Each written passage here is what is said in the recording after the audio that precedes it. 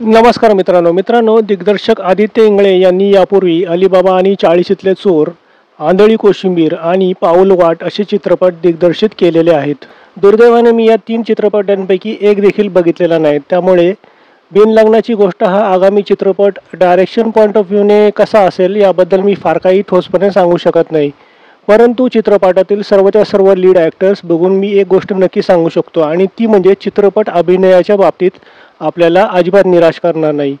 Priya Bapat, Umesh Kamat, Girish okay, Nivedita सराफ, सुकन्या कुलकर्णी, संजय मोने ही सगळी मंडळी मराठीतली टॉपच्या रँकमध्ये बसणारी ॲक्टर मंडळी आहेत. त्यांच्याकडून अभिनयाच्या बाबतीत निराशा होणे शक्यच नाही. विषयाच्या बाबतीत बोलायचं झालं तर लिव्ह इन रिलेशनशिपबद्दल चित्रपट काहीतरी आपल्याला सांगणार आहे असं दिसते. भारतासारख्या देशात देखील आपल्याला लिव्ह इन रिलेशनशिपचे भरपूर प्रकार सध्या बघायला मिळत आहेत. त्यामुळे चित्रपट नेमकं या संदर्भात काय भाष्य करतो ते पाहणं उत्सुकतेचं ठरेल.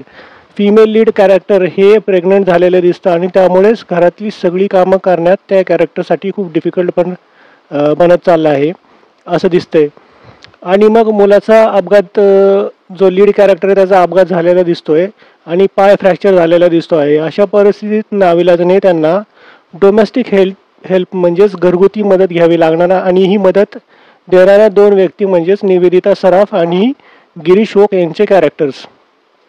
डोमेस्टिक हेल्प देताना पैसे कमावणे हा उद्देश अजिबातच दिसत नाही आणि थोडासा सस्पेन्स या कामामागे दिसतो आहे.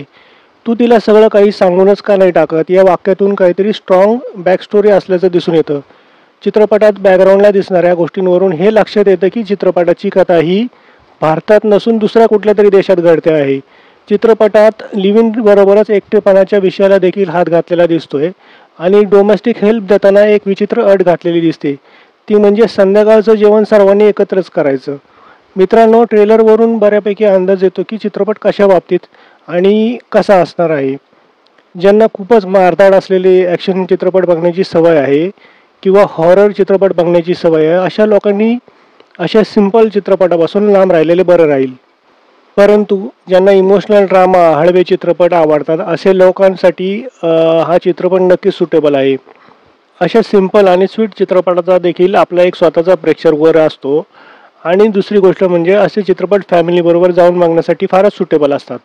वाईट फक्त एकाच गोष्टीचे वाटते की या चित्रपटांची अजून 2 तगड्या चित्रपटांबरोबर रिलीजच्या दिवशी टक्कर होणार आहे. हिंदीच्या कॉम्पिटिशनला घाबरून तुम्ही एका दिवशी 3 चांगले मराठी चित्रपट रिलीज करत असाल तर मग त्या 3 मराठी चित्रपटांच्या आपापसातल्या कॉम्पिटिशनचं काय?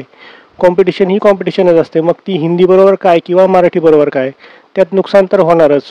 एनिवे, तुमचा बिझनेसची आणि रिलीजची गणितं कदाचित आमच्यापेक्षा तुम्हालाच जास्त चांगल्या पद्धतीने कळत असतील आणि कदाचित आम्ही तुमचा पॉईंट ऑफ व्ह्यू कधी समजून घेऊ शकणार नाही.